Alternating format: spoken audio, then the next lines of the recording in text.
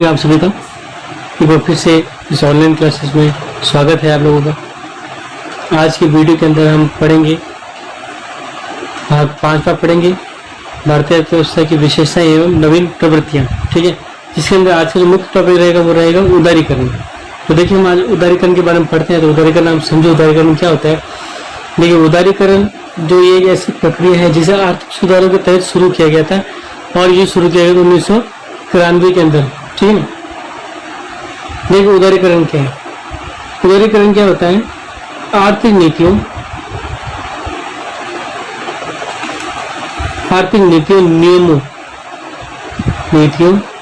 नियमों तथा कानूनों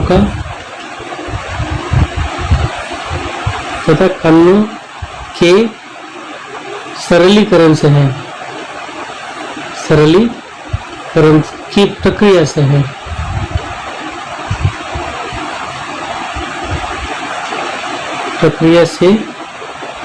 ठीक है। यानी आर्थिकरण वो प्रक्रिया है जिसमें आर्थिक नीतियों नियमों कानूनों को क्या करेंगे, सरल करेंगे। ठीक है। यानी हमने क्या किया था, आजादी के बाद में हमने अपने उद्योगों को सुरक्षा प्रदान करने के लिए आर्थिक नीतियां थोड़ी कठोर बनाई थी, नियम बनाए थे, कानून बनाए थे।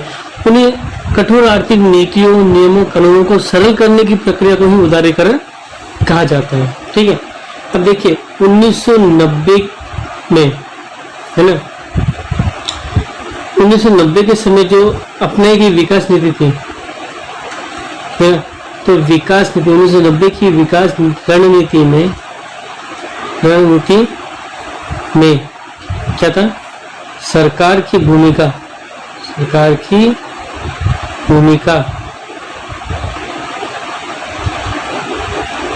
अर्थव्यवस्था के नियंत्रक उत्पादक की थी। ठीक है ना। अर्थव्यवस्था क्या थी, अर्थव्यवस्था के नियंत्रण की थी। मैंने बताया था कि आपको सुरक्षा प्रदान की गई थी उद्योगों को। सुरक्षा प्रदान जब उद्योगों को की गई थी तो सरकार की ऐसी थी, मतलब वो अर्थव्यवस्था को क्या कर रहे थे, नियंत्रण करने की कोशिश की जा रही थी। ठीक है ना। अर्थव्यवस्था को नियंत्रण करने की कोशिशें की जा रही थी इस समय। ठीक है। और उत्पादन की थी, पता उत्पादक की थी ठीक है ना। अब देखो विकास रणनीति में सरकार ने क्या किया था, अर्थव्यवस्था में नियंत्रण किया था, खुद उत्पादक बन गई थी। ठीक है ना। अब देखो ये जो भूमिका है, यानी इसका निर्वहन करने के लिए अनेक प्रतिबंध, नियंत्रण, प्रतिबंध लगाए थे। ठीक है ना। तो निर्वहन करने के लिए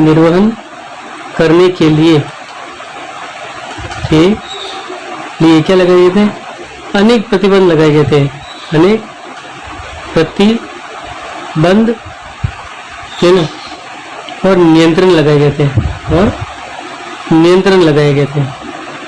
नियंत्रण स्थापित किए गए थे। ठीक ना। तो कई तरह के प्रतिबंध लगाए थे, कई तरह के कंट्रोल पे स्थापित किए गए थे, यानी लगाए गए थे। ठीक है ना, प्रतिबंध लगा दिए। अब सरकार की जो नीति है, ठीक है, सरकार द्वारा 1991 में, ठीक है ना, जो नई आर्थिक नीति थी, क्या थी, नई आर्थिक नीति जो सरकार ने बनाई, नई आर्थिक नीति।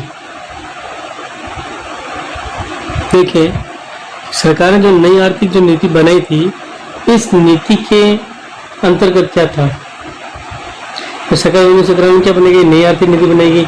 इस नई आर्थिक नीति में क्या था, इसमें था कि जो अवांछित जो नियंत्रण है, क्या है, अवांछित नियंत्रण और प्रतिबंधों को, ठीक है ना, और प्रतिबंधों को क्या करना है, समाप्त करना है। ठीक है, प्रतिबंधों को समाप्त करना है।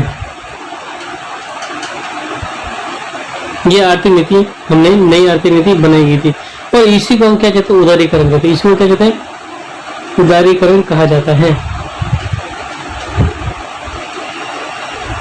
कहते हैं। ठीक है। तो आप लोगों को उदारीकरण समझ में आ गया होगा।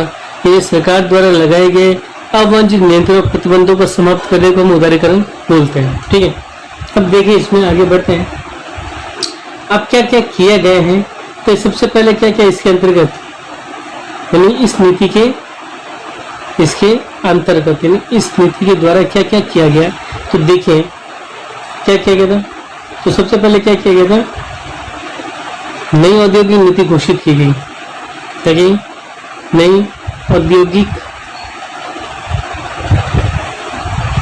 नीति घोषित की गई थी, घोषित की गई। तो और दूसरी जो थी, अर्थव्यवस्था के विभिन्न क्षेत्रों में व्यापक सुधार की प्रक्रिया प्रारंभ की गई। क्या गई, अर्थव्यवस्था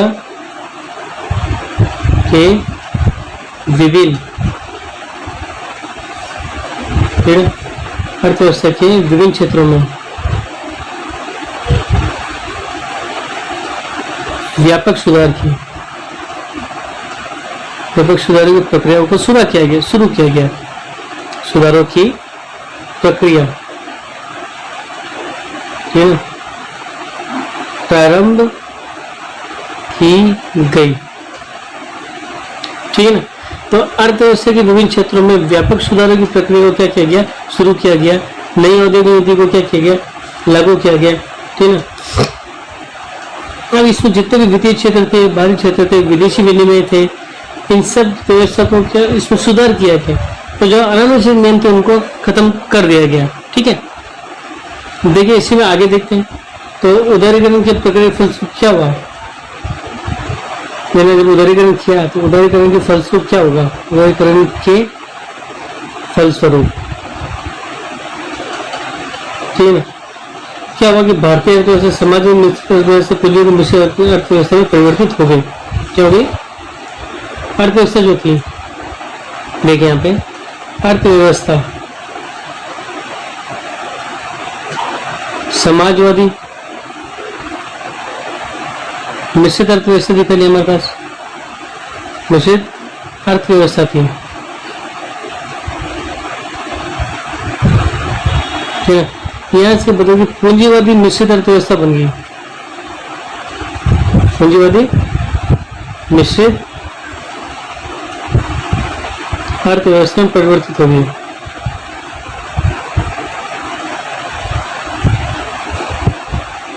ठीक है ना।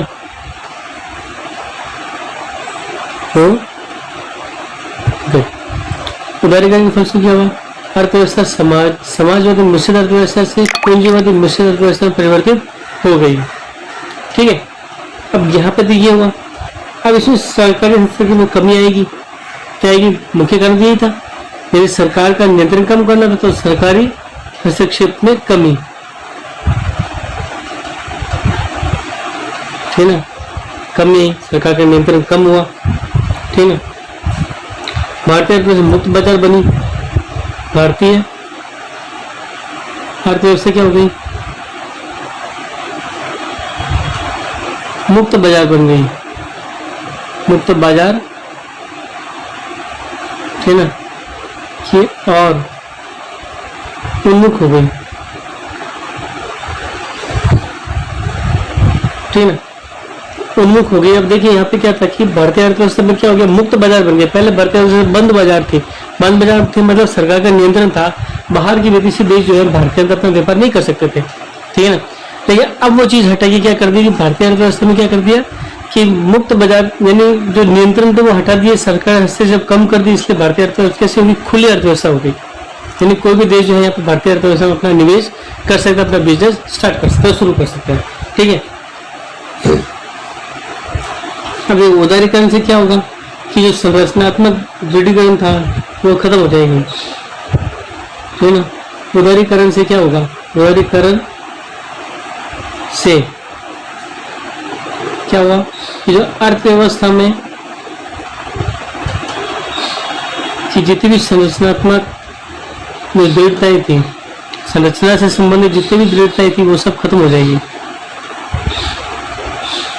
दृढ़ताएं क्या हो गई, समाप्त हो गई,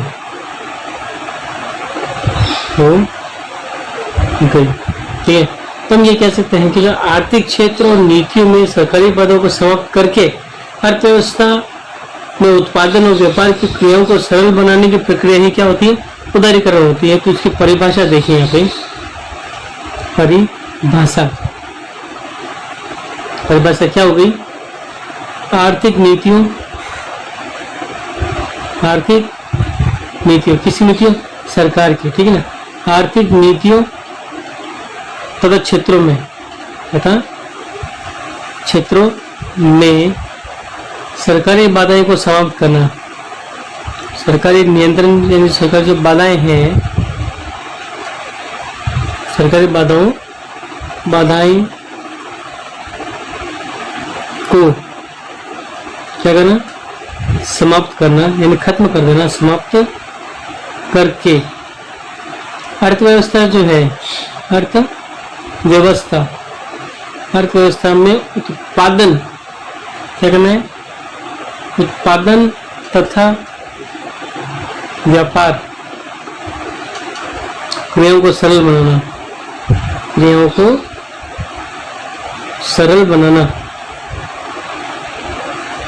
बनाने की प्रक्रिया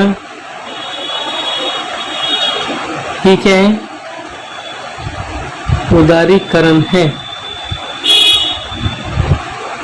ठीक है ना। यानी आर्थिक नीतियां जो है और क्षेत्रों में सरकारी बाधाओं को कम करेंगे, कम करके उत्पादन और व्यापार क्रियाओं को सरल बनाना है। ये उत्पादन की क्रिया कैसे करेंगी, व्यापार क्रिया कैसे करेंगे, उसको सरल बनाने की प्रक्रिया को हम क्या बोलते हैं? उदारीकरण बोलते हैं, ठीक है ना। तो भारत में देखो, अब देखो यहाँ पे ये भी आता है जिसे हम उदारीकरण बोल रहे हैं, क्या कह रहे हैं? जिसे हम क्या बोलते हैं? उदारीकरण बोलते हैं, जिसे हम उदारीकरण कहते हैं। वास्तव में क्या है वो? ठीक है ना। वास्तव में वो क्या है? वास्तव में अर्थव्यवस्था में, किसमें? अर्थव्यवस्था में पश्चिमी जो देश है उनके प्रयोग को बिना सोचे समझे लागू किया गया, ठीक ना। अर्थव्यवस्था में पश्चिमी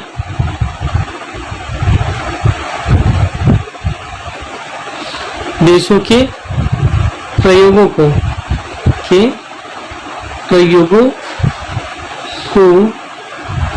बिना सोचे समझे लागू किया गया, बिना सोचे समझे लागू किया गया। वास्तव में क्या है कि अर्थव्यवस्था में पश्चिमी देशों के प्रयोग जो थे उनको बिना सोचे समझे हमने लागू किया। ये वास्तव में उदारीकरण का एक मीनिंग है, ठीक है ना। तो इससे तो प्रभाव क्या होता है, इसका प्रभाव भारत में क्या पड़ा है? तो देखो, प्रभाव ये पड़ा है कि भारत जो है मिश्रित अर्थव्यवस्था में पूंजीवादी झुकाव रखने के कारण दोहरे पे आके खड़ा हो गया था, जहां से स्वदेशी की मौलिक अर्थ यानी जो स्वदेशी की जो भावना है, स्वदेशी है ना कि मौलिक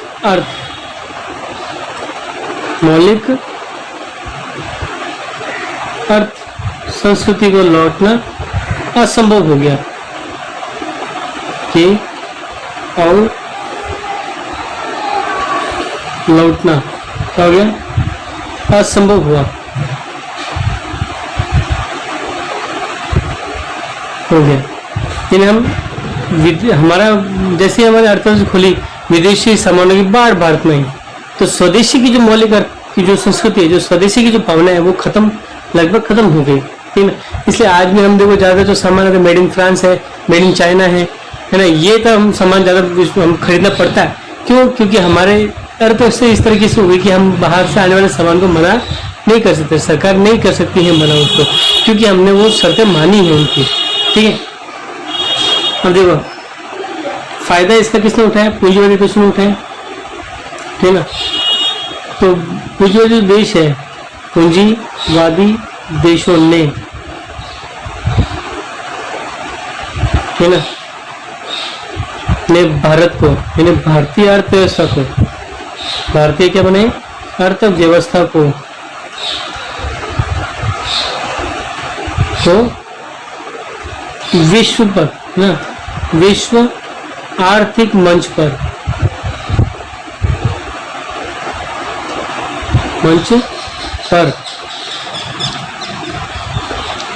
एक नई प्रयोगशाला के रूप में सामने ले आई, एक नई प्रयोगशाला बनाई,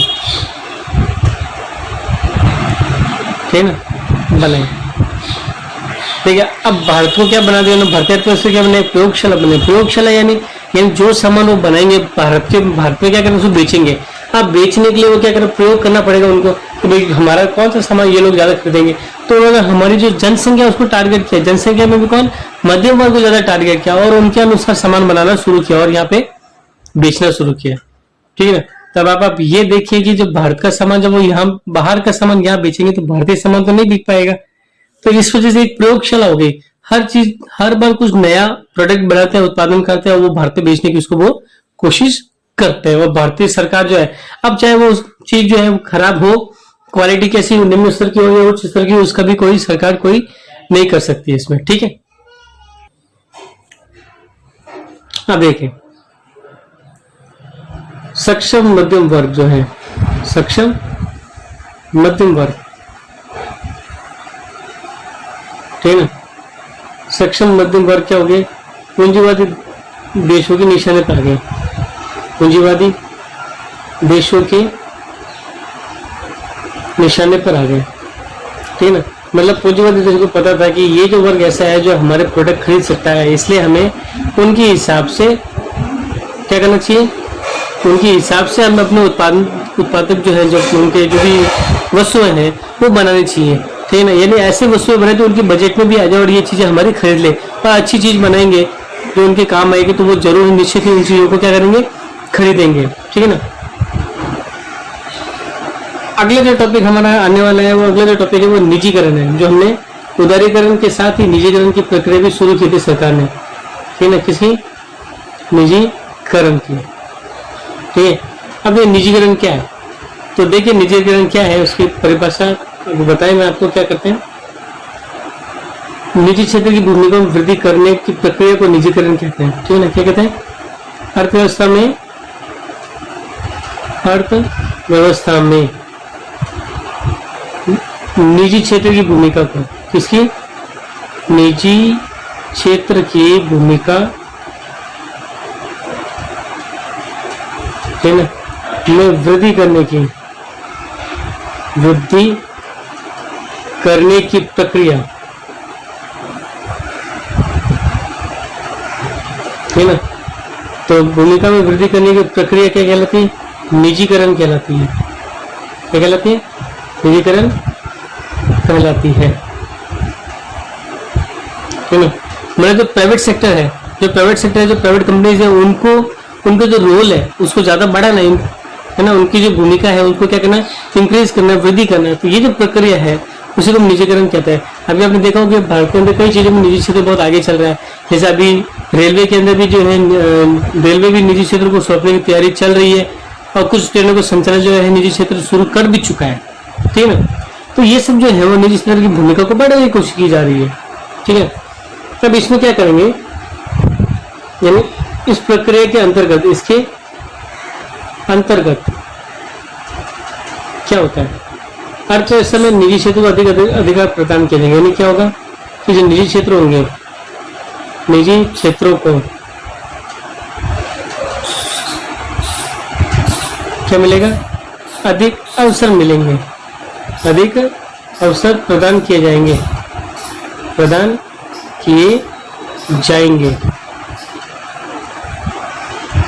ठीक है ना, पहली बात इसमें ये हो जाती है। फिर दूसरी बात ये होती है, जो सार्वजनिक क्षेत्र जो है, यानी जो इसको हम सरकारी क्षेत्र बोलते हैं, तो सार्वजनिक क्षेत्र की भूमिका को क्या करेंगे, कम करेंगे। सार्वजनिक क्षेत्र की भूमिका को क्या करेंगे, कम करेंगे। सरकार की भूमिका को क्या करना है, कम करना है। तो उसने यही किया गया, तो घटे गई थी। ठीक है ना, निजीकरण की प्रक्रिया में क्या किया जाएगा, उन सभी को शामिल किया जाएगा। निजीकरण की प्रक्रिया में उन सभी आर्थिक नीतियों को शामिल किया जाता है जिसे निजी क्षेत्र के विषय को बढ़ावा देता है। तीसरी बात यह हो जाती है कि निजीकरण की प्रक्रिया में निजीकरण की प्रक्रिया में, है ना, उन सभी, किसको, उन सभी आर्थिक नीतियों को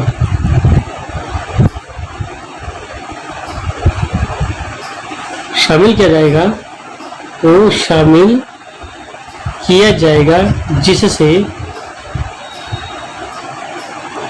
है ना, जो क्या होगा, ऐसी नीतियां होंगी जो निजी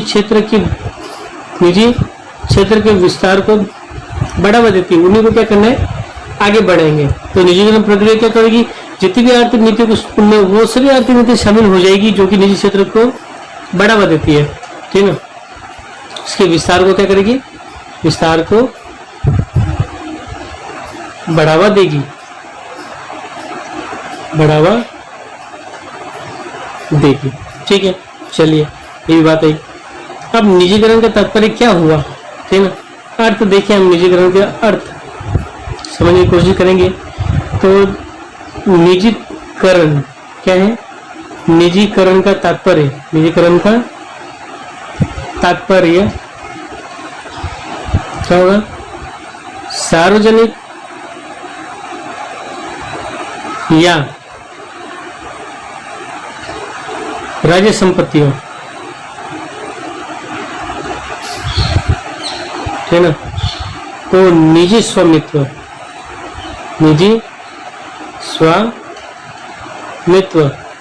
या नियंत्रण देने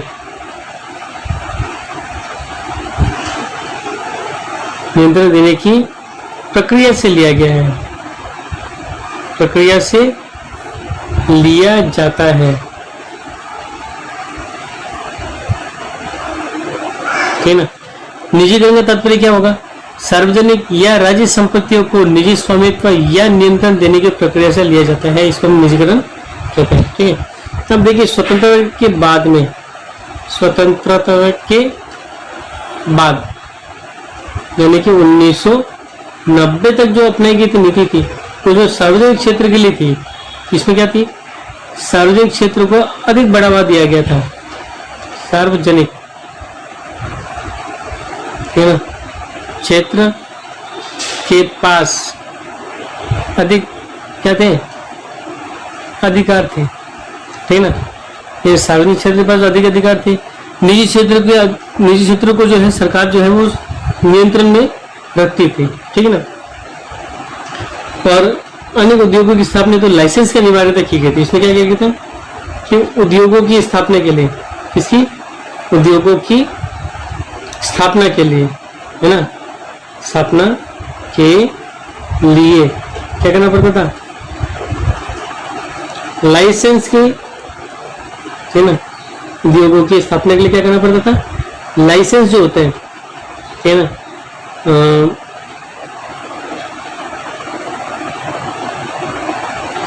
कि अनिवार्यता कर दी गई थी।